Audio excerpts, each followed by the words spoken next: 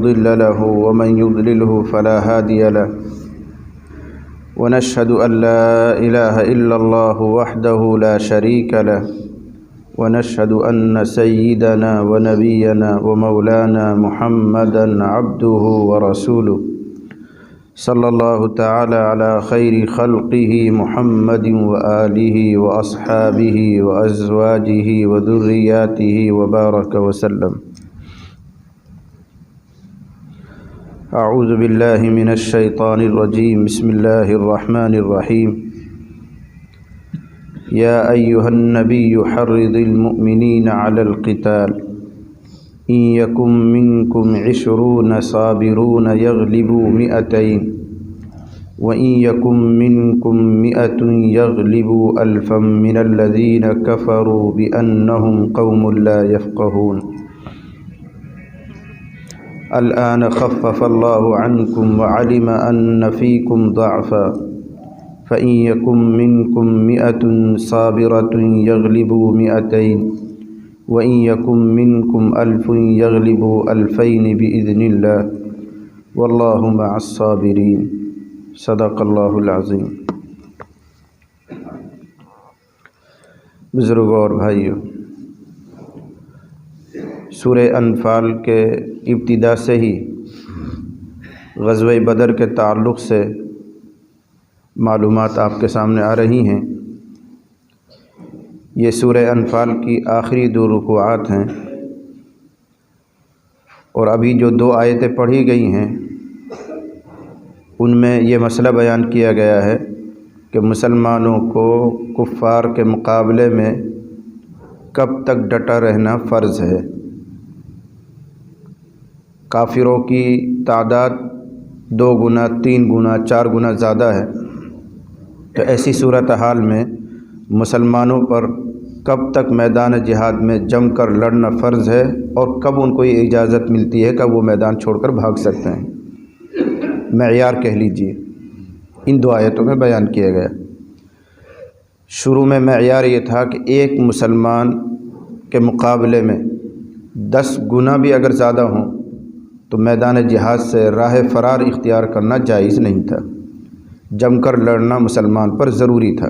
یہ ابتدائی حکم تھا. ایک مدت تک ایسا رہا. پھر آخری جو حکم آیا ہے، پہلا والا حکم منسوخ ہو گیا، اس کو ختم کر دیا گیا، اور دوسرا حکم آیا جو اب قیامت تک باقی رہے گا کہ مسلمان اپنے سے 2 گنا تعداد سے لڑنے کے لیے مجبور ہے شرعاً. اس کو ڈٹ کر مقابلہ کرنا ہی کرنا ہے 2 گنا تعداد تک. مثلا مسلمان 1000 ہیں، کافر 2000 ہیں، تو بھاگ نہیں سکتے. مسلمانوں کو حق نہیں، چاہے شہید ہو جائیں میدان میں ڈٹ کر لڑنا ضروری ہے. ہاں اگر وہ اس سے زیادہ ہو جائیں، 3 گنا ہو جائیں، 4 گنا ہو جائیں، تو بھی اولا افضل یہی ہے کہ جمع رہیں، مقابلہ کریں، بہتر یہی ہے. لیکن اگر بھاگ جائیں مسلمان، میدان کو چھوڑ دیں، تو اللہ کے یہاں قابل گرفت نہیں ہے، اللہ معاف فرما دیں. یہ مطلب ہے. ذلت رسوائی بہرحال بری بات ہے. صاحب ایمان ہو کر اللہ پر یقین رکھ کر کمزوری دکھائے، میدان کو چھوڑ دے، ذلت کی بات ہے. لیکن ایک حد تک ڈٹے رہنا فرض ہے. اس سے زیادہ اگر مقدار ہو جائے تو بھاگ جائے تو اللہ کے یہاں قابل گرفت نہیں ہے. یہ مطلب ہوتا ہے پہلا والا حکم منسوخ ہونے کا. تو بہرحال شروع میں حکم یہ تھا کہ مسلمان پر ضروری ہے کہ وہ اپنے سے 10 گنا تعداد تک بھی لڑے گا، فرض ہے اس کے ذمہ. پھر حکم کو تھوڑا ہلکا کیا گیا کہ اپنے سے 2 گنا تعداد تک لڑنا فرض ہے. اس سے زیادہ تعداد ہو تو مسلمان میدان کو چھوڑ سکتا ہے. یا ایھا النبی حرض المؤمنین علی القتال.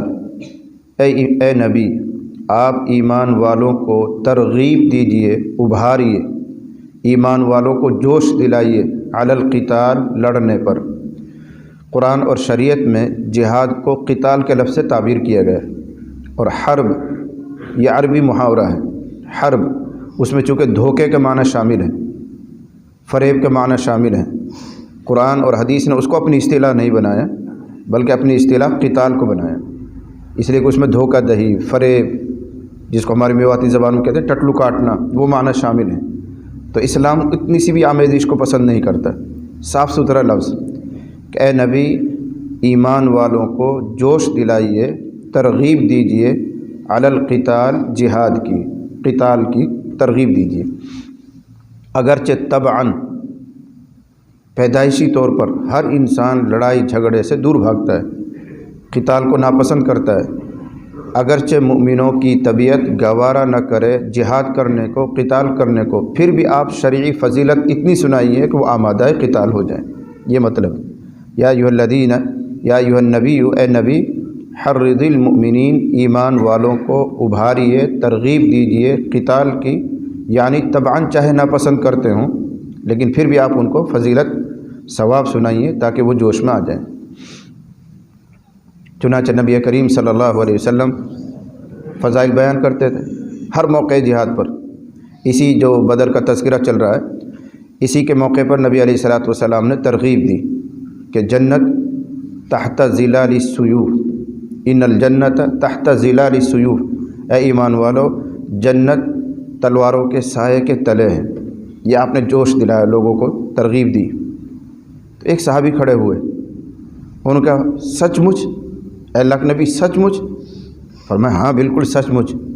تو عربی زبان کا ایک محاورہ ان کا بخ بخ، ارے واہ واہ مزہ آ گئے، ارے واہ مزہ آ گیا۔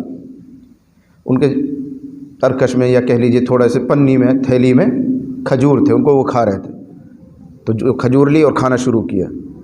پھر دل میں کہہ رہے ہیں جب تک میں اس کو کھاؤں گا 5 7 10 کھجور ہیں، جب تک تو لیٹ ہو جاؤں گا، جنت دور ہو جائے گی۔ اٹھا کے پھینک دی، تلوار میان سے نکالی، میدان میں کودے اور شہید ہو گئے۔ تو اللہ کے نبی سچ مچ جنت ملنے والے؟ ہاں سچ مچ ملنے والے۔ تو رسول اللہ صلی اللہ علیہ وسلم ترغیب دیتے تھے، جوش دلاتے تھے، تب وہ آمادہ قتال ہوتے تھے۔ ان یکم منکم 20 صابرون، اگر تم میں سے 20 ایسے ہوں جو جمنے والے ہوں، اگر تم میں سے 20 لوگ ایسے ہیں جو جمنے والے ہیں، یغلبوا 200، تو وہ غالب آ کر رہیں گے 200 پر۔ یہ خبر ہے لیکن بمعنی امر ہے ہمارے علمی اصطلاح میں۔ خبر یعنی ایسا جملہ لایا گیا جس میں ایک اطلاع دی جا رہی ہے، آئندہ خبر کا، ایک آئندہ زمانے کی ایک خبر سنائی جا رہی ہے کہ اے مسلمانوں، تم میں سے اگر 20 بھی ہوں جم کر لڑنے والے تو اللہ کے وعدے کے مطابق وہ غالب آ جائیں گے 200 پر۔ لیکن یہ خبر ہی نہیں، اس میں امر کا معنی بھی، یہ حکم ہے اللہ تعالیٰ کی طرف سے کہ تمہیں جمع رہنا ہے، چاہے تمہارے 20 ہی کیوں نہ ہوں اور سامنے والے 200 کیوں نہ ہوں، یعنی 10 گنا زیادہ ہوں تو بھی تمہیں جمع رہنا ہے۔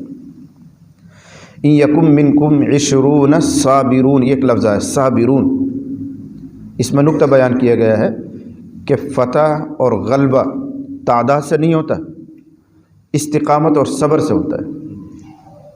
اگر تعداد بڑی ہو لیکن سب بزدل ہوں، ڈرپوک ہوں، تھوڑا سا تیز حملہ ہو اور میدان چھوڑ کے بھاگ جائیں، فتح تھوڑی ملتی ہے۔ تعداد تھوڑی ہوں لیکن جم کر ہمت سے لڑنے والے ہوں تو فتح ان کا قدم چومتی ہے۔ 20 صابرون، یہ صابرون ہر جگہ لفظ آ رہا ہے، مراد ہے جم کر استقامت سے لڑنے والوں کو فتح ملتی ہے، محض تعداد سے نہیں ملتی ہے۔ ان یکم منکم 20 صابرون، اگر تم میں سے 20 جم کر لڑنے والے ہوں، یغلبوا 200، تو وہ غالب آئیں گے 200 پر۔ یہ پہلا والا حکم ہے، یعنی 10 گنا تعداد تک تمہیں مقابلہ کرنا ہی کرنا ہے۔ دوسری یعنی انداز تفہیم بدلا تھوڑا سا، وَإِن يَكُن مِّنكُم 100 صابرۃ، یعنی ملحوظ ہے یہ قید، اور اگر تم میں سے 100 جم کر لڑنے والے ہوں تو وہ غالب آئیں گے کافروں کے 1000 پر۔ وہی ہے 20 کو 200 کے مقابلے میں ڈٹ کر لڑنا ہے اور 100 کو 1000 کے مقابلے میں ڈٹ کر لڑنا ہے۔ انداز بدلا تھوڑا سمجھانے کا، مراد وہی 10 گنا تعداد تک تمہیں مقابلہ کرنا ہی کرنا ہے۔ اگر تم میں صبر کرنے والا ہوں، استقامت کرنے والا ہوں تو 10 گنا تک تم فتح پاؤ گے۔ ایسا کیوں؟ ذالک بأنہم من الذین کفروا بأنہم قوم لا یفقہون، اس لیے کہ وہ ایسے لوگ ہیں جو دین کی سمجھ نہیں رکھتے ہیں، اسی وجہ سے وہ کفر پر مصر ہیں، کفر پر جمع ہوئے ہیں۔ جب وہ کفر پر جمع ہوئے ہیں تو امداد غیبی سے محروم ہیں، اللہ تعالیٰ کی امداد ان کو نہیں ملے گی۔ جب اللہ کی مدد ان کو نہیں ملے گی تو وہ 1000 ہونے کے باوجود ہاریں گے۔ بِأَنَّهُمْ قَوْمٌ لَا يَفْقَهُونَ میں یہ راز بتایا گیا ہے کہ کافر 1000 ہوں، مسلمان 100 ہوں، اگر یہ جم کر لڑیں گے تو 100 بھی 1000 پر غالب آ جائیں گے۔ کیوں؟ بِأَنَّهُمْ قَوْمٌ لَا يَفْقَهُونَ، اس لیے کہ کفار ایسے لوگ ہیں جو دین کی سمجھ نہیں رکھ رہے ہیں۔ جب دین کی سمجھ نہیں رکھتے ہیں اسی وجہ سے کفر پر ہیں، جب کفر پر ہیں تو آسمانی مدد ان کو نہیں ملے گی، جب آسمانی مدد ان کو نہیں ملے گی تو وہ مغلوب ہوں گے، ہاریں گے۔ مسلمان 100 ہیں، 10 گنا کم ہیں، تب بھی فتح پائیں گے، اس لیے کہ دینی سمجھ رکھتے ہیں۔ اس کو دوسرا انداز میں سمجھ لیجیے کہ مسلمان جب لڑتا ہے تو وہ زندہ رہنے کے لیے نہیں لڑتا ہے، شہادت کے لیے لڑتا ہے، تو وہ میدان جلدی چھوڑے گا نہیں، بھائی مجھے تو شہید ہونا ہے، تو کیوں میدان چھوڑے گا؟ اور کافر جب لڑتا ہے تو دنیاوی فائدے کے لیے لڑتا ہے، پیسہ آئے گا، ناموری ہوگی، شہرت ہوگی، لیکن اسی وقت تک ثابت قدم رہتا ہے جب تک بڑی مصیبت نہ آئے۔ جیسے ہی بڑا حملہ ہوتا ہے تو چھوڑ کے بھاگتا ہے۔ مسلمان کے سامنے آخرت ہے، جنت ہے، اللہ کی خوشنودی ہے، اس لیے وہ جم کر لڑتا ہے یہاں تک کہ شہید ہو جاتا ہے۔ تو ایسی بے جگری سے لڑنے والے تو تھوڑے بھی کافی ہو جاتے ہیں۔ بِأَنَّهُمْ قَوْمٌ لَا يَفْقَهُونَ، اس لیے کہ کفار ایسے لوگ ہیں جو دین کی سمجھ نہیں رکھتے ہیں، اور مسلمان دین کی سمجھ رکھتا ہے، اس لیے وہ جم کر لڑتا ہے ثواب کے لیے، اللہ کو خوش کرنے کے لیے، وہ راہ فرار اختیار نہیں کرتا ہے۔ یہ تھا سابقہ حکم جو منسوخ ہو گیا۔ اب مسلمان اس پر مجبور نہیں ہے شرعاً کہ وہ اپنے سے 10 گنا تعداد تک جمع رہے، یہ ضروری نہیں۔ اب تو صرف 2 گنا تعداد تک جمع رہنا ضروری ہے، اس سے تعداد اگر بڑھ جائے تو جائز ہے کہ وہ میدان چھوڑ کر نکل جائے۔ الآن خفف اللہ عنکم وعلم ان فیکم ضعفا، اب اللہ نے تم سے بوجھ کو ہلکا کر دیا ہے۔ خفف، تخفیف، ہلکا کرنا، اب اللہ نے تمہارے اوپر سے بوجھ اتار دیا ہے۔ وعلم، اور اللہ نے جان لیا ہے کہ تمہارے اندر کمزوری ہے، جوش نہیں ہے، جیسا شروع میں تھا۔ جب تھوڑی سی جماعت رہتی ہے اور نئے نئے ہوتے ہیں تو ایک جوش ہوتا ہے، جب تعداد بڑھنے لگتی ہے تو بوجھ بہت سو پر پھیل جاتا ہے، تو قدرتی طور پر لوگ اتنی اہمیت سے کام کو نہیں لیتے۔ اس کو یوں سمجھو، 5 آدمیوں سے یوں کہا جائے تمہیں یہی کام کرنا ہے، تمہیں ہی کرنا ہے، تو وہ جان کھپائیں گے اور کریں گے اس کام۔ اور جب ان کے ساتھ اور 10-20 تعداد بڑھا دو، چلو یہ 10 بھی تمہاری مدد کریں گے، تو وہ تھوڑے سے ہلکے پڑ جائیں گے، یار ہمارے ٹینٹ پہ تھوڑی، اب تو اور بھی آگے۔ تو شروع میں مسلمان تھوڑے تھے تو کہا گیا تمہیں ہی لڑنا ہے، تمہیں ہی فتح لینی ہے، جمو، چاہے 10 گنا تک مقابلہ کرنا پڑے۔ اب مسلمانوں کی تعداد بڑھ گئی ہے تو پہلے والے لوگوں میں بھی وہ بات نہیں رہی ہے، تھوڑا سا ہلکے پڑ گئے ہیں، اللہ نے تمہارے اندر جوش کی کمزوری محسوس کی ہے، اس لیے یعنی حکم کو بھی آسان کر دیا ہے۔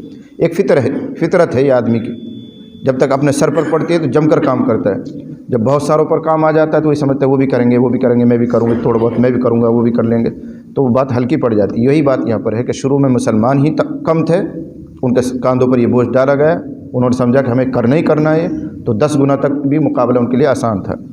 جب مسلمانوں کی تعداد بڑھ گئی ہے تو کمزوری آنی تھی۔ علیم، الآن خفف اللہ عنکم، اب اللہ نے تمہارے اوپر سے بوجھ کو ہلکا کر دیا ہے اور جان لیا ہے کہ تمہارے اندر جوش کی کمی ہے۔ یہ ترجمہ، اللہ نے جان لیا ہے کہ تمہارے اندر کمزوری ہے، ایمان اور عقیدے کی کمزوری مراد نہیں، جوش کی، لڑنے کا شوق وہ کم ہے۔ فَإِن يَكُن مِّنكُمْ، اب فی الحال حکم یہ ہے، فَإِن يَكُن مِّنكُم مِّئَةٌ صَابِرَةٌ، پس اگر ہوں تم میں سے 100 جم کر لڑنے والے تو وہ غالب آئیں گے 200 پر۔ 100 کو 200 کے مقابلے میں جمع رہنا فرض ہے۔ وَإِن يَكُن مِّنكُمْ أَلْفٌ، اور اگر تم میں سے ہوں 1000 تو وہ غالب آئیں گے 2000 پر، وہی 2 گنا تعداد تک لڑنا ہے، غالب آئیں گے 2000 پر، لیکن تمہاری تدبیروں سے نہیں، تمہاری طاقت سے نہیں، بِإِذْنِ اللہ، اللہ کی اجازت سے، اللہ کے حکم سے ہی ہوگا جو کچھ ہوگا، چاہے تم 10 گنا ہو چاہے 2 گنا ہو، جو بھی ہو، فتح بھی ہوگی تو وہ اللہ کی اجازت سے ہی ہوگی۔ اس میں راز آ گئے ایک دوسرا کہ جب اللہ کی اجازت اور مشیت سے فتح ہے تو اس کی اجازت اور مشیت سے کبھی ایسا بھی ہو سکتا ہے کہ فتح نہ ہو، اس میں حکمت ہے، کوئی راز ہے اللہ تعالیٰ کی طرف سے۔ جیسے بدر کے بجائے جب دوسری جنگ ہوئی احد تو بظاہر شکست ہو گئی، اس کے بعد دوسرے معرکوں میں، غزوات میں مسلمانوں کو فتح ہوئی ہے، تو کبھی اللہ کی اجازت اور مشیت نہ بھی ہو تو ہو سکتا ہے فتح نہ ملے۔ اللہ کی اجازت ہی یہ ہے کہ اب اس مرتبہ تھوڑا سا مسلمانوں کو چکھایا جائے، جیسے حنین کے مقابلے موقع پر ہوا ہے۔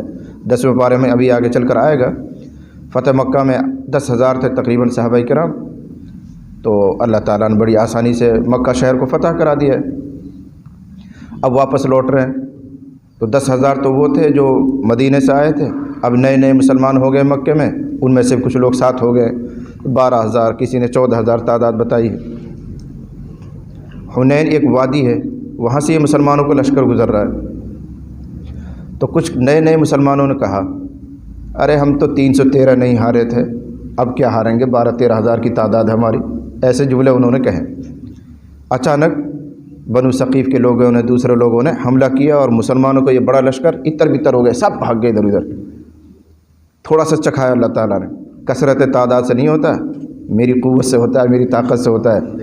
پھر حضور نے حضرت عباس کے ذریعے آواز لگوائی، آئے گا بھی 10ویں پارے میں قصہ آ جائے گا، لقد نصرکم اللہ فی مواطن کثیرہ۔ حضرت عباس کے ذریعے آواز لگوائی۔ حضرت عباس بہت تیز آواز تھے، یقین نہیں آتا، یعنی آج کل کے حساب سے 11 کلومیٹر تک حضرت عباس کی آواز جاتی تھی، مائک سے نہیں جاتی، مائک سے آواز نہیں آتی اتنی دور، اس لیے کہ اس وقت پردوشن نہیں، جو گاڑیاں ہیں، فیکٹریاں ہیں، فلاں، یہ سب چیزیں نہیں، شور شرابہ نہیں تھا۔ پھر وہ پہاڑوں کو ایک جھرمٹ تھا، تو حضرت عباس تیز آواز تھے، حضور نے فرمایا عباس آواز لگا، تو انہوں نے کہا یا للمہاجرین، اے مہاجروں کہاں جا رہے ہو، یا للانصار کہاں جا رہے ہو انصاریو، تم نے تو حضور کی مدد کا وعدہ کیا تھا۔ بس ان کا آواز لگانا تو پورے سب لوٹ کر آ گئے، لیکن 5-7 منٹ ایسی بھگدڑ مچی، کسی کو کچھ پتہ نہیں کیا ہو رہا ہے، تو اللہ کو دکھانا تھا، تعداد سے کچھ ہوتا تو بھاگ کیوں رہے ہو، کیوں ہوا نکل گئی؟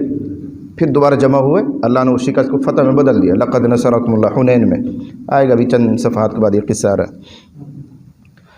تو اسی طرف اشارہ کیا، اگر تمہارے 1000 ہیں تو وہ غالب آئیں گے 2000 پر، لیکن تمہاری قوت سے نہیں، بإذن اللہ، اللہ کی اجازت اور مشیت سے یہ ہوگا کہ اللہ تمہیں فتح دے گا۔ واللہ مع الصابرین، اور اللہ تعالیٰ جمنے والوں کے ساتھ ہے۔ کسی محنت کا تسلسل اگر پایا جائے گا تو کامیابی ملے گی۔ صبر، میں کئی مرتبہ سمجھا چکا ہوں، صبر یعنی تسلسل عمل، مسلسل کرتے رہو تو جا کے کوئی نتیجہ آتا ہے۔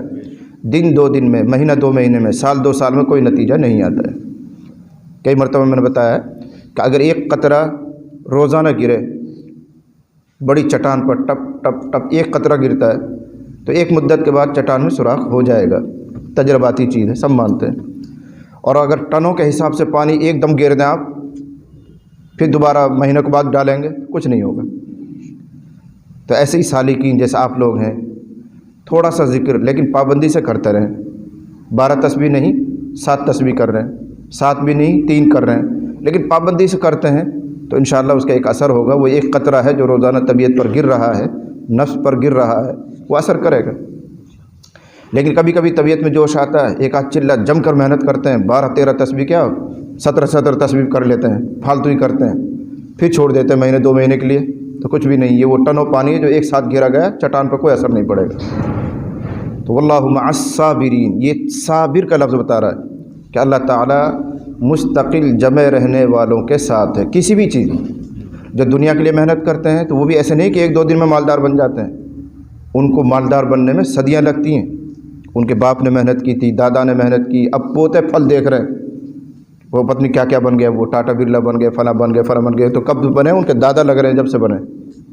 تو صبر کے ساتھ، استقامت کے ساتھ لگے رہنے سے آدمی منزلوں کو پاتا ہے۔ واللہ مع الصابرین۔ ما كان لنبي ان يكون له اسرى حتى يسخن في الارض تريدون عرض الدنيا والله يريد الاخره والله عزيز حكيم۔ یہ 3 آیتیں آ رہی ہیں، ایک خاص واقعے کے تحت ہیں۔ بدر کے موقع پر 70 کفار مارے گئے تھے اور 70 آدمی قید ہوئے تھے۔ یہاں سے فارغ ہو کر ان قیدیوں کو لے کر حضور علیہ الصلوۃ والسلام مدینے میں آ گئے۔ ان 70 قیدیوں کے تعلق سے اب مشورہ ہو رہا ہے، لیکن اس سے پہلے رک کر سمجھو کہ اللہ تعالیٰ نے ابھی تک مال غنیمت کے تعلق سے کوئی فیصلہ کن بات مسلمانوں کو نہیں بتائی تھی کہ تمہیں کرنا کیا ہے، یہ مال غنیمت حلال ہے یا حرام ہے، یا بٹوارہ ہوگا تو کس حساب سے ہوگا، ابھی کوئی اللہ نے ایسا حکم نہیں دیا تھا۔ اور سابقہ شریعتوں میں کیا حکم تھا کہ مال غنیمت حلال نہیں سمجھا جاتا تھا، حرام رہتا تھا، بلکہ جہاد کے نتیجے میں جو سامان اور مال ہاتھ میں آتا تھا اس کو کسی اونچی جگہ پر رکھ دیا جاتا تھا، اور اللہ سے دعائیں کی جاتی تھی، اگر آسمان سے آگ آ کر اس کو جلا دے، راکھ کر دے، تو یہ نشانی ہوتی تھی اس بات کی کہ جہاد قبول ہو گیا۔ اور اگر آگ نہیں آئی، آگ نے آ کر اس سامان کو نہیں جلایا، تو یوں سمجھا جاتا تھا کہ جہاد کرنے میں کوئی کمی رہ گئی، اللہ کے یہاں یہ جہاد قبول نہیں ہوا۔ تو یہ مال غنیمت کا حلال ہونا امت محمدیہ کی خصوصیت ہے، اور امتوں کے لیے یہ حلال نہیں تھا۔ لیکن ابھی تک بدر تک اللہ تعالیٰ نے مسلمانوں کو یہ علم نہیں دیا ہے کہ مال غنیمت تمہارے لیے حلال رہے گا، اور اس کی تقسیم کا انداز کیا رہے گا، کس معیار سے اس کو تقسیم کرنا، یہ ساری تفصیل نہیں آئی ہے۔ ایک نقطہ۔ دوسرے، جب ان قیدیوں کے تعلق سے مشورہ ہو رہا ہے تو اللہ تعالیٰ نے پیغام بھجوا دیا تھا جبرائیل کے ذریعے، جا کر رسول اللہ کو بتا دو کہ اگر چاہیں تو ان مسلمانوں کو، ان قیدیوں کو فدیہ لے کر چھوڑ دیں، لیکن آئندہ برس مسلمانوں میں سے اتنی ہی تعداد کے بقدر شہید ہوں گے۔ اندازہ کرنا، یعنی احد میں جو 70 شہید ہوئے ہیں مسلمان، وہ کوئی اچانک والی بات نہیں تھی، بلکہ وہ تو وعدے کے مطابق تھا۔ سمجھ رہے ہیں کیا کہلوایا اللہ تعالیٰ نے؟ کہ مسلمانوں کو اختیار ہے کہ بدر کے ان 70 قیدیوں کو چاہیں تو فدیہ لے کر چھوڑ دیں، جان بخشی کر دیں، ان کی پیسہ لے لیں ان سے، لیکن تیار رہیں کہ آئندہ یا کبھی بھی کوئی جنگ ہوگی تو اس میں 70 مسلمان شہید ہونے والے ہیں، اگر یہ شکل اختیار کرو گے، یا پھر یہ ہے کہ ان کو قتل کرو۔ دو اختیار ہیں، دو آپشن ہیں۔ 70 قیدیوں کو جو بدر میں ہیں قتل کرو، یا اگر زندہ ہی ان کو رکھنا چاہتے ہو، مال لینا چاہتے ہو لے لو، لیکن آئندہ 70 تیار رہنا شہید ہونے کے لیے۔ اس میں آئندہ تیار رہنا 70 شہید ہونے کے لیے خوب صاف سا اشارہ موجود تھا کہ یہ دوسری والی شکل اللہ کو زیادہ پسند نہیں ہے، تبھی تو بدلے میں اللہ تعالیٰ 70 کو شہید کرے گا۔ سمجھ رہے ہیں؟ گویا اللہ تعالیٰ کی یہاں احسن اور بہتر صورت پہلی والی ہے کہ یہ 70 قیدیوں کو مارا جائے، قتل کیا جائے، اس لیے کہ یہ کفر اور اسلام کی پہلی جنگ ہے۔ اس مرتبہ اگر کفر کی کمر ٹوٹ جائے گی، زور ختم ہو جائے گا، آئندہ کے لیے امن قائم رہے گا، رعب بیٹھ جائے گا، اور اگر پیسے ویسے لے کے چھوڑ دیا ان کو تو یہی آئندہ پھر کاٹیں گے، آستین کے سانپ بن کے پھر آئیں گے باہر۔ یہ تو اللہ یہ چاہتا تھا کہ بدر کے موقع پر جو 70 قیدی ہاتھ میں آئے ہیں ان کو قتل کر دیا جائے، تاکہ مسلمانوں کی ایک شان بنے اور ایک رعب کافروں پہ پڑے، اور آئندہ کوئی سر باہر نہ نکالے۔ لیکن اختیار دیا اللہ نے، اختیار ہے، چاہے تو قتل کر دو، چاہے ان سے فدیہ لے کر، پیسے لے کر ان کو چھوڑ دو، لیکن اس کے ساتھ یہ شکل لگی ہوئی ہے کہ آئندہ تم میں سے پھر 70 شہید ہوں گے۔ اب رائے مشورہ ہو رہا ہے۔ سیدنا حضرت ابوبکر صدیق رضی اللہ عنہ کی رائے یہ ہوئی کہ یہ ہمارے اپنے ہی تو ہیں، یہ جو قیدی ہوئے اپنے ہی تو ہیں، رشتہ دار ہیں، قریش ہیں، مکہ کے ہیں، فدیہ لے کر چھوڑ دیا جائے، مناسب معلوم ہوتا ہے، اس لیے کہ دیر سویر ہو سکتا ہے ان کو بھی اسلام کی توفیق مل جائے۔ اب اگر ہم ان کو قتل کر دیں گے تو کفر پہ مریں گے، ہمیشہ کے لیے دوزخی ہو جائیں گے۔ ابو بکر ارحم ہے، ارحم امتی بی امتی ابو بکر، میری امت پر سب سے زیادہ مشفق اور مہربان حضرت ابو بکر ہیں۔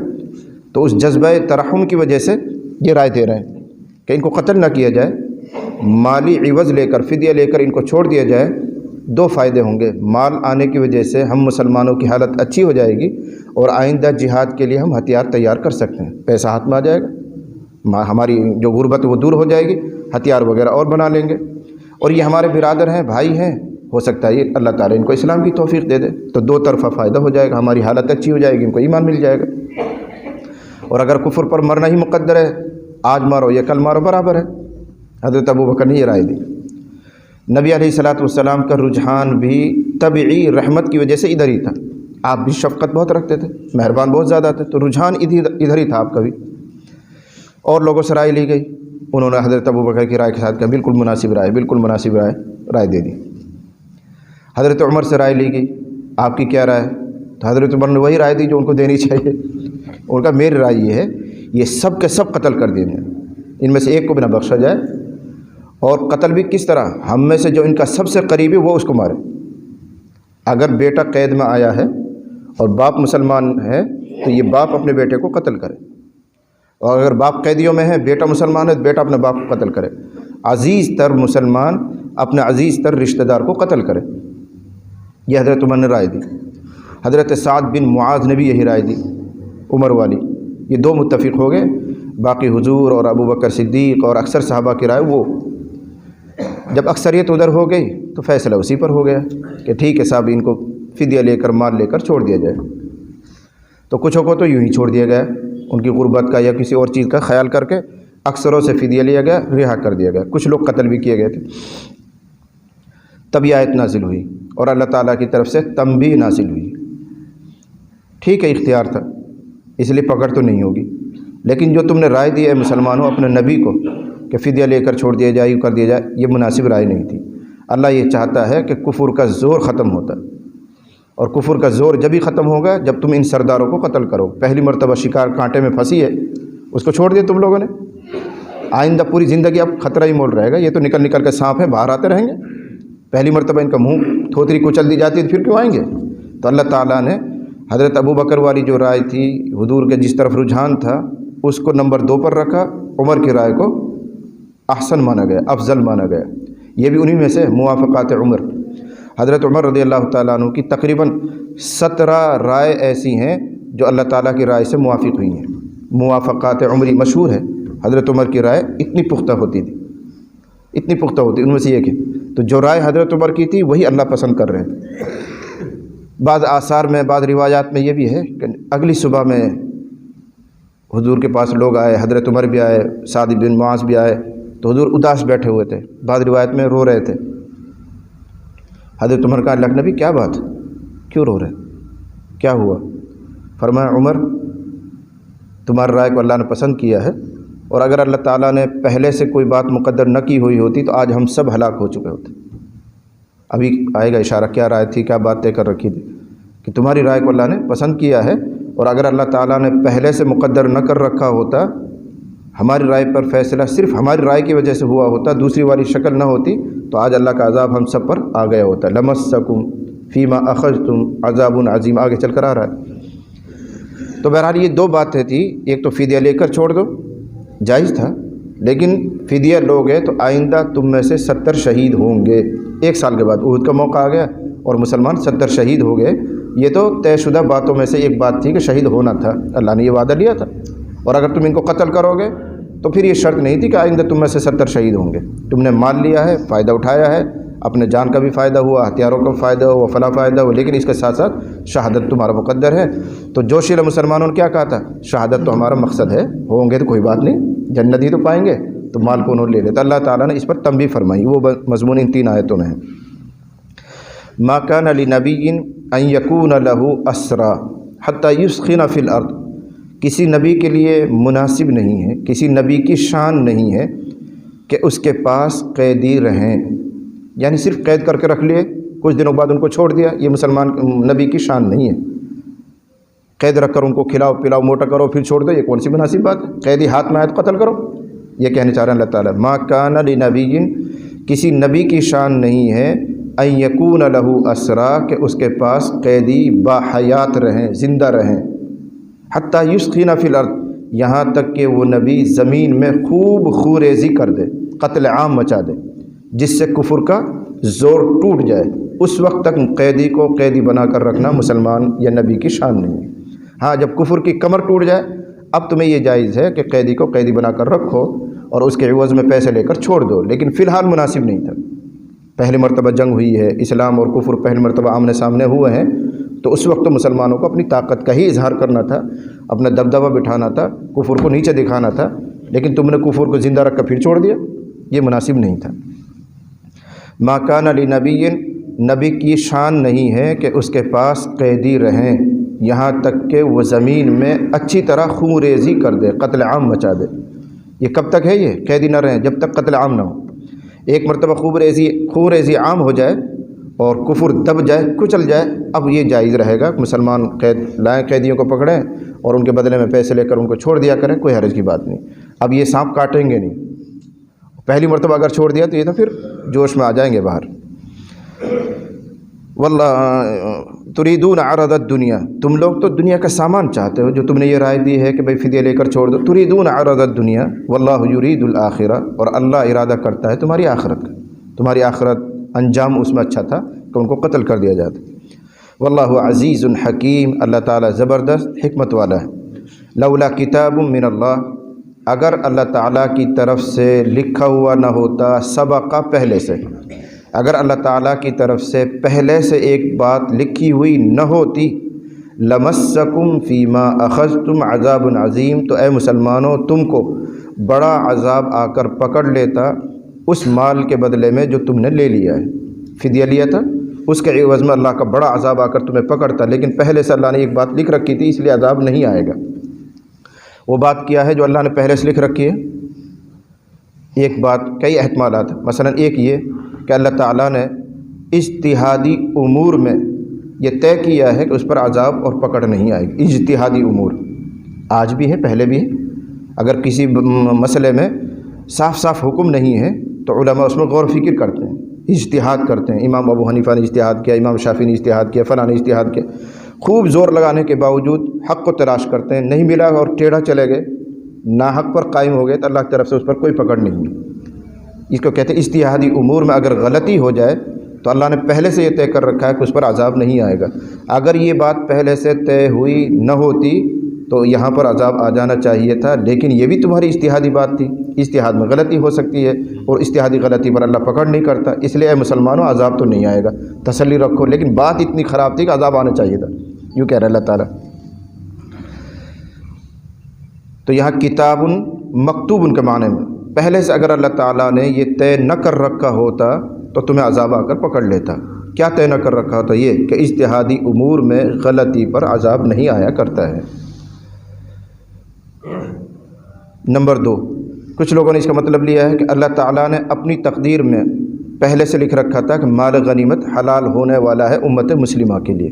اگر یہ پہلے سے مکتوب نہ ہوتا کہ مال غنیمت بہرحال تمہارے لیے حلال ہوگا تو تم نے جو یہ مال تم نے ان سے وصول کیا ہے اس حرام کے لینے پر تمہارے اوپر عذاب آ جاتا، لیکن چونکہ اللہ کے یہاں سے بھی پہلے سے مقدر ہے کہ تمہارے لیے غنیمت کو حلال کرنا ہے، اس لیے اب اللہ تعالیٰ تمہارے لیے اس جرم کو معاف کرتا ہے اور اعلان سناتا ہے کہ مال غنیمت تمہارے لیے حلال ہے۔ ابھی آ رہا ایک ٹکڑے میں فَكُلُوا مِمَّا غَنِمْتُمْ حَلَالًا طَيِّبًا، پہلے حلال نہیں تھا لیکن اللہ کی تقدیر میں تھا پہلے سے، اگر وہاں نہیں ہوتا یہ مقدر تو تمہارے اوپر عذاب آ جاتا مالی عوض لینے پر، لیکن اب چلو اللہ نے اس کو معاف بھی کر دیا اور آئندہ کے لیے مال غنیمت کی حلت کا اعلان بھی کر دیا۔ فَكُلُوا مِمَّا غَنِمْتُمْ حَلَالًا طَيِّبًا۔ لولا کتاب من اللہ، اگر اللہ تعالیٰ کی طرف سے پہلے سے مکتوب لکھا ہوا نہ ہوتا، یہی مرادیں جو میں نے لکھی ہیں بتائی ہیں آپ کو، لمسکم تو تم کو پکڑ لیتا تمہارے اس غلطی میں جو کچھ تم نے لیا ہے، کیا پکڑ لیتا؟ عذاب عظیم، بڑا عذاب آ کر۔ فَكُلُوا مِمَّا غَنِمْتُمْ، پس اب تم کھاؤ جو غنیمت تم نے حاصل کی ہے، وہ حلال بھی ہے طیب بھی ہے۔ مسلمانوں کے دلوں سے شبہ بھی اٹھا دیا کہ میں سمجھنا کہ بھائی مکروہ ہے، حلال اور طیب ہے، اللہ کے یہاں پہلے سے مکتوب تھا، کھاؤ پیو۔ واتقوا اللہ، لیکن آئندہ اللہ سے ڈرو اس طرح کی نامناسب بات کہنے سے، اس طرح کے نامناسب فیصلے کرنے سے۔ ان اللہ غفور، اللہ بہت معاف کرنے والا ہے، اس کی وجہ سے اس نامناسب رائے کو معاف کر دیا ہے، اور رحیم ہے، اپنی رحمت کی وجہ سے اس نے اب مال غنیمت کو آئندہ کے لیے حلال بھی کر دیا ہے۔ یا ایھا النبی قل لمن فی ایدیکم من الاسری ان یعلم اللہ فی قلوبکم خیرا یؤتکم خیرا مما اخذ منکم ویغفر لکم واللہ غفور رحیم۔ یہ جو 70 قیدی ہاتھ میں آئے تھے بدر میں نے پہلے بھی بتایا تھا، ان میں کچھ مسلمان بھی تھے، مکے میں کچھ وہ مسلمان رہ گئے تھے جو دل میں ایمان چھپائے بیٹھے تھے اور انہوں نے ہجرت نہیں کی تھی، اور مکہ والوں کو یہ بھی پتہ نہیں تھا کہ یہ مومن ہے، اندر اندر ایمان رکھ رکھا تھا، انہوں نے چھپے ہوئے تھے۔ جب مکہ والوں نے کہا چلو مقابلے میں مسلمانوں کے مقابلے میں لڑائی کرنی ہے، تو 950 بعض روایت کے اعتبار سے 1000 کافر نکلے ہیں مقابلے میں، تو اس میں ان مسلمانوں کو بھی نکلنا پڑا دبا دبی۔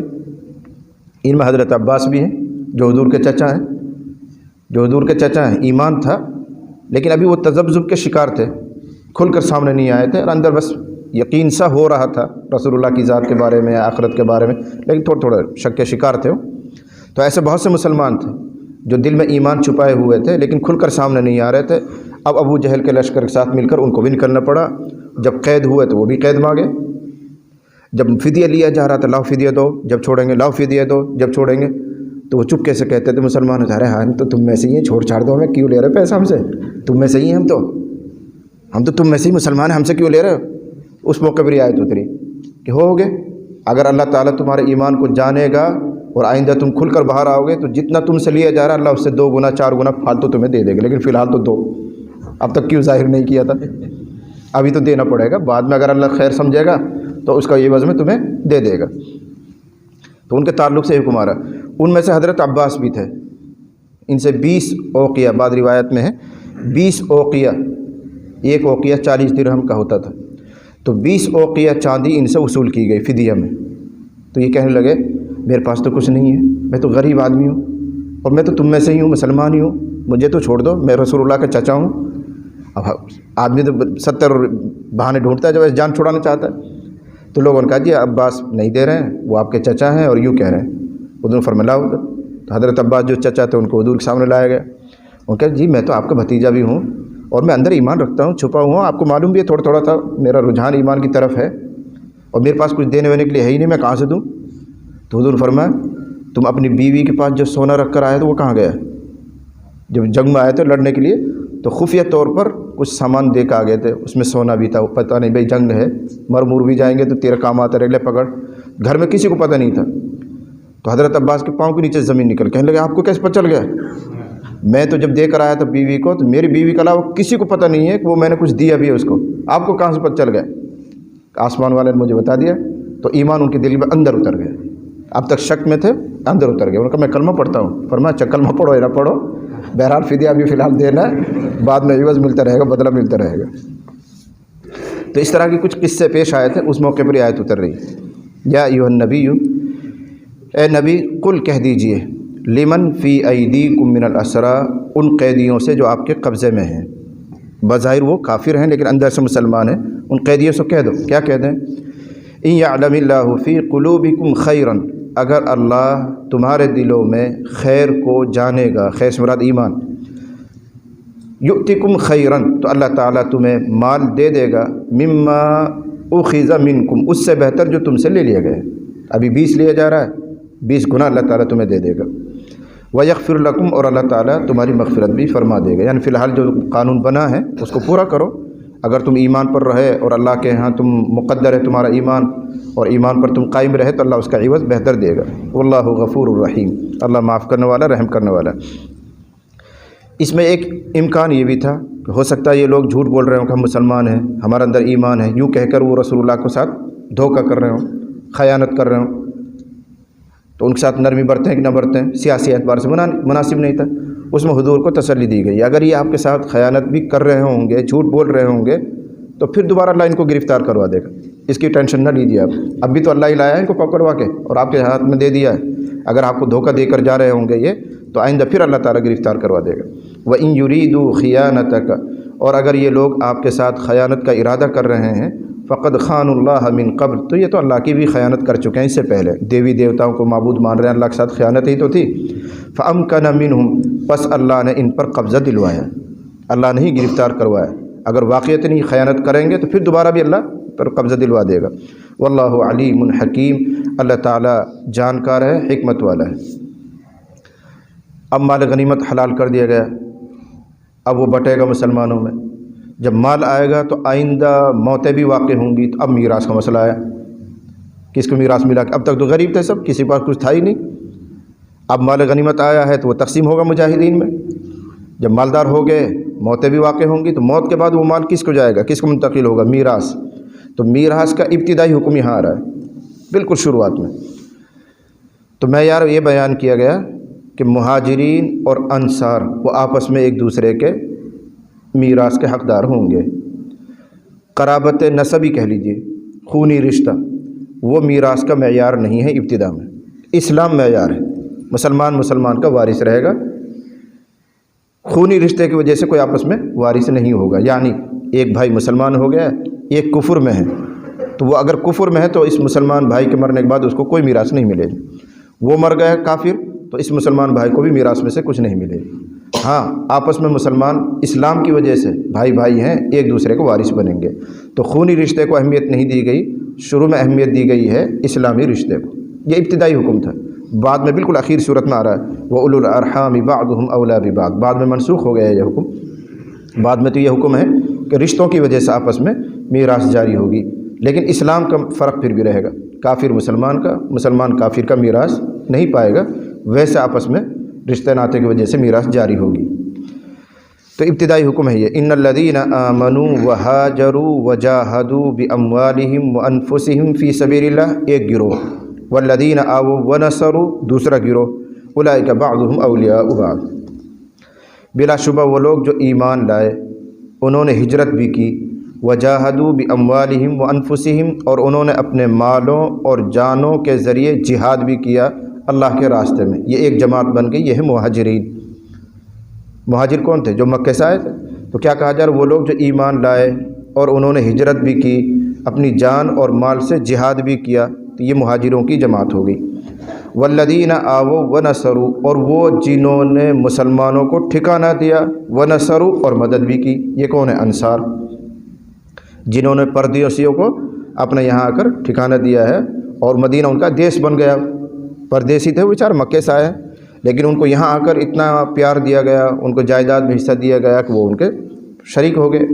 تو والذین وہ لوگ جنہوں نے ٹھکانہ دیا ہے، انصار نے دیا تھا، ونصروا مدد بھی انہوں نے کی ہے، مہاجرین اور انصار، اولئک بعضهم اولیاء بعض، یہ آپس میں ایک دوسرے کے وارث ہیں، یہ ایک دوسرے کا آپس میں رفیق ہیں۔ لفظی ترجمہ تو یہ ہے، لیکن یہاں اولیاء سے مراد وارثین۔ اولئک بعضهم تو ان میں سے بعض کے اولیاء یعنی وارث ہیں، مہاجر انصار کا، انصار مہاجر کا وارث رہے گا۔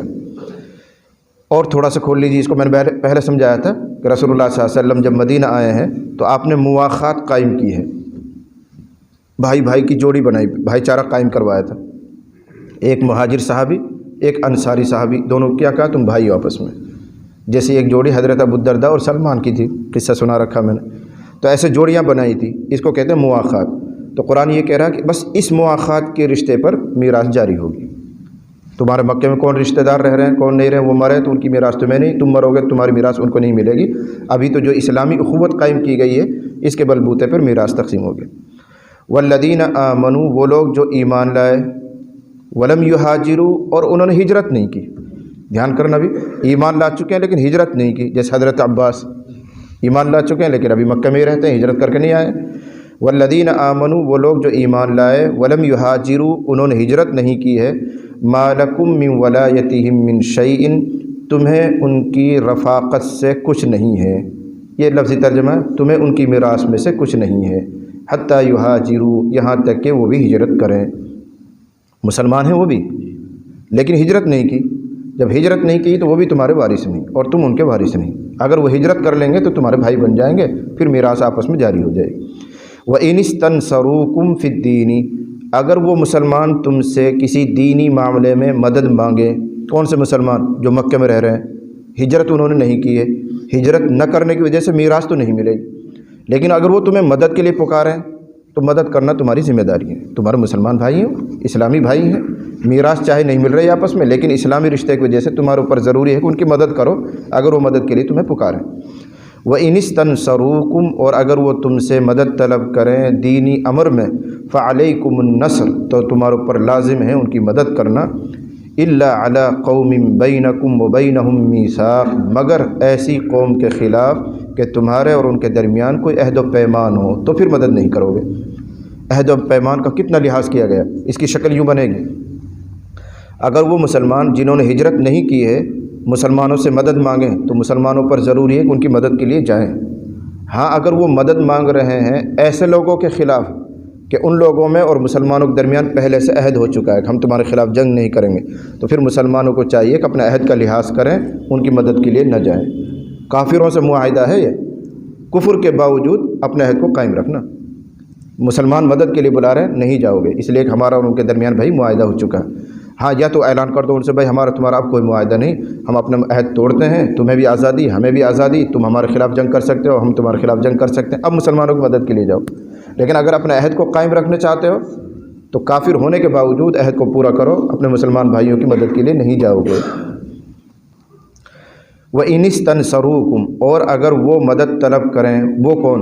وہ مسلمان جو دارالکفر میں ہی رہ رہے ہیں، ہجرت نہیں کر رہے ہیں، وہ مدد کے لیے بلائیں کسی دینی معاملے میں، فَعَلَيْكُمْ تو اے مسلمانوں تم پر ضروری ہے ان کی مدد کرنا، جاؤ، إِلَّا عَلَىٰ قَوْمٍ مگر ایسی قوم کے خلاف کہ تمہارے اور ان کے درمیان کوئی عہد ہے تو پھر تم مدد کے لیے بھی نہیں جاؤ گے، اپنے عہد کا پورا کرو۔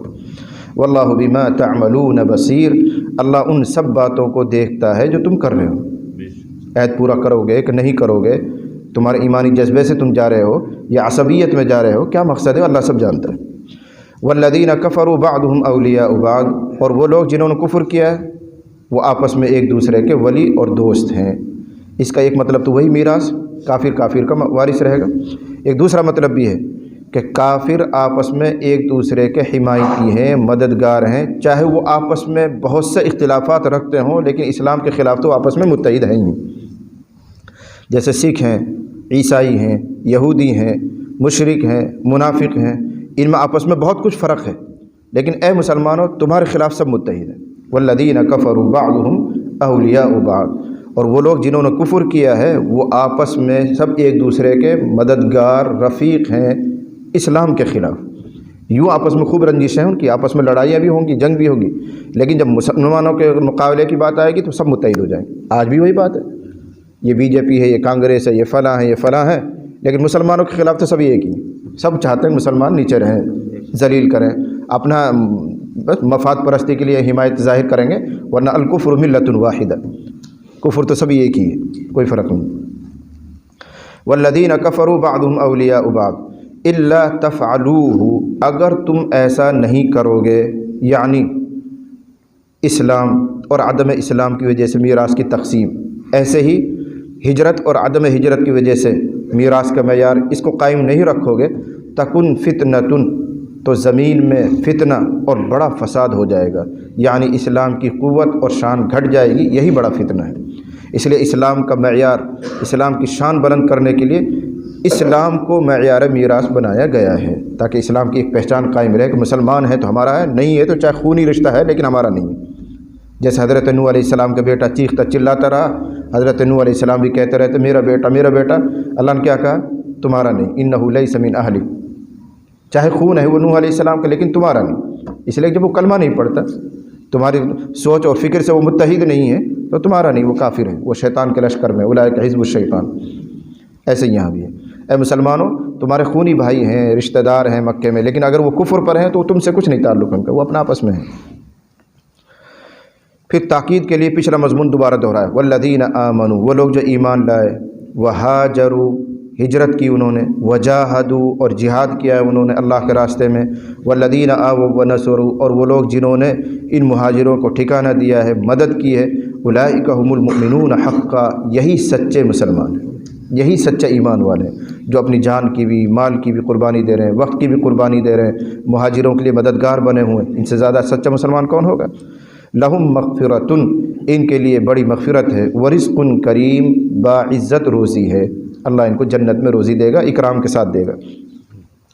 والذین آمنوا من بعد وہاجروا، تیسرا نمبر کا مسلمان وہ ہے جو مسلمان ہوا اور فتح مکہ کے بعد ہجرت کر کے مدینہ آ گیا. جب اسلام کو غلبہ ملنے لگا تو اللہ تعالیٰ فرما رہے ہیں اب وہ بھی تمہارے بھائی ہیں. آ تو گئے ہجرت کر کے، اب بھی وہ تمہارے بھائی ہیں، اگرچہ جو سابقین ہیں مرتبے میں وہ آگے ہیں، لیکن دنیاوی احکام میں اب یہ تمہارے بھائی ہی مانے جائیں گے. یوں فضیلت میں، ثواب میں، درجات میں، جنت میں ان کو زیادہ حق ہے جو پہلے ہجرت کر کے آ چکے تھے. والذین آمنوا، وہ لوگ جو ایمان لائے، من بعد، بعد میں، من بعد فتح مکہ، یعنی مکہ کے فتح کے بعد جو مومن ہو رہے ہیں، وہاجروا، اور ہجرت کر کے تمہارے پاس آ گئے ہیں، وجاہدوا معکم، اور تمہارے ساتھ مل کر اب وہ جہاد بھی کرتے ہیں، فاولئک منکم، تو وہ بھی تم میں سے ہی ہیں، وہ بھی تمہارے مہاجر بھائی ہیں، اب ان کو بھی میراث ملے گی. یہ سابقہ سارے احکام ہیں، اب ان کو منسوخ کیا گیا. وَأُولُو الْأَرْحَامِ بَعْضُهُمْ أَوْلَىٰ بِبَعْضٍ، اور رشتہ دار آپس میں ایک دوسرے کے حقدار ہیں، ایک دوسرے کے میراث کے حقدار ہیں، فی کتاب اللہ، اللہ کی نوشتہ اور تحریر میں. اللہ نے جو پہلے سے لکھا ہوا اصل معیار یہ ہے، رشتہ ناتوں کی وجہ سے میراث جاری ہوگی، صرف اسلام کو دیکھا جائے گا. مسلمان ہیں، انہوں نے ہجرت کی کہ نہیں کی ہے، اب وہ تمہارے وارث رہیں گے. ایک مدت تک ہجرت بھی معیار تھا، لیکن لا ہجرت بعد الفتح، جب یہ حکم آ گیا کہ اب فتح مکہ کے بعد ہجرت فرض نہیں ہے، تو اب ہجرت کا یہ حکم میراث میں رکاوٹ بھی نہیں رہے گا. بات کو سمجھ رہے ہیں؟ پہلے تو کیا دیکھا جا رہا، مسلمان ہونا بھی اور ہجرت کرنا بھی. مسلمان ہو گیا، ہجرت بھی کر لی، تو آپس میں تم ایک دوسرے کے وارث ہو. مسلمان ہو گیا، ہجرت نہیں کیے تو میراث نہیں ملے گی. ایسے حکام تھے، اب اس کو ختم کر دیا گیا. مسلمان ہیں، آپس میں رشتہ دار ہو، ہجرت نہیں کی تب بھی میراث ملے گی۔ وَأُولُو الْأَرْحَامِ بَعْضُهُمْ أَوْلَىٰ بِبَعْضٍ، یہ آخری حکم ہے۔ وَأُولُو الْأَرْحَامِ بَعْضُهُمْ أَوْلَىٰ بِبَعْضٍ، اور رحم والے رشتہ دار آپس میں ایک دوسرے کے حقدار ہیں، یعنی میراث کے حقدار ہیں، فی کتاب اللہ، اللہ کے تحریر میں، لفظی ترجمہ اللہ کی تقدیر میں۔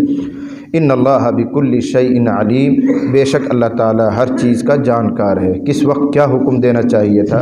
ہجرت کی اہمیت کی وجہ سے شروع میں ہجرت کو شرط بنایا گیا تھا حق میراث پانے کے لیے، لیکن جب اس کی اہمیت ختم ہو گئی تو ہجرت کی شرط بھی میراث میں ختم ہو گئی ہے۔ اللہ تعالیٰ ہم سب کو صحیح سمجھنے اور عمل کی توفیق عطا فرمائے۔